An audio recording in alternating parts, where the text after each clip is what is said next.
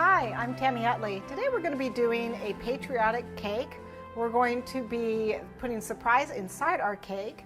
And so this is going to be a red, white, and blue theme. You can obviously adjust this to whatever country you live in or whatever, if you're doing a high school cake or a military cake, whatever fits your theme. So what I'm going to need is we're going to be doing an 8-inch cake. So I have my 8-inch pan here. I'm going to be using super red and royal blue. Again, you can adjust the colors if you need different colors for your theme. I have a star cookie cutter. I have my spatulas that I'm going to need and a serrated knife. I've got a large star tip. This happens to be, I think this is a magic line tip. This is a 6ST, but any kind of a star tip, a 1M, anything will work for this. In fact, I may adjust this, who knows. I have some little fun favors that are going to go on the top of my cake. These are just little toothpick, favors.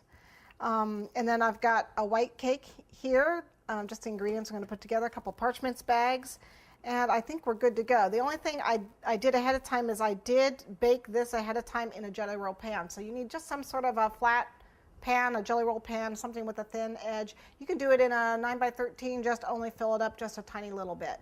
Okay, so I basically just put a small thin layer of batter inside my cake, and it just rose just a little bit, so you get about a little less than an inch here. Okay, what I'm going to do is I'm going to take my star cookie cutter. I baked this yesterday. You definitely want to wait to let the cake firm up, like pop it in the refrigerator and let it firm up a little bit before you start cutting it. Otherwise it's too crumbly to cut. So let the cake cool in the refrigerator, give it a couple hours or overnight, and then you take your cookie cutter, and it's really easy to cut when it's frozen, so if you can even freeze it if you want. Do it a week ahead, and just cut out little stars in my case. Okay, so we're going to cut all these out, and you need a lot of them. So again, this was a 11x14 jelly roll pan that I had. Again, you could do your 9x13, just regular sheet cake pan or whatever size. You don't want to put entire batter mix in there, just enough to cover the bottom, so you end up with about once it rises, about a little less than an inch. So we need to cut a lot of these, and I'll tell you how many when we fill our pan. Okay, we cut as many as it'll let you do. All right. So on to our batter. Here is my mixer.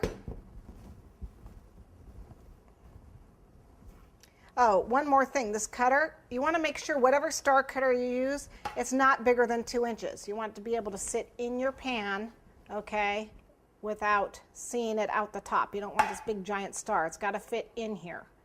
Okay, so I can see I've got a good ½ an inch or so. This is small, okay? So keep it small. Smaller than your 2-inch pan. I got my cake mix, and this is my liquid, my eggs and whatnot. I'm just using a mix because I'm lazy. Normally I'd make it by scratch, but it's hard to drag everything around, so I'm just using a mix. And a mix works great. Let me grab my beater.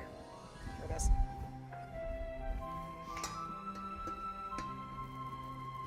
And we're just going to mix this for a couple minutes.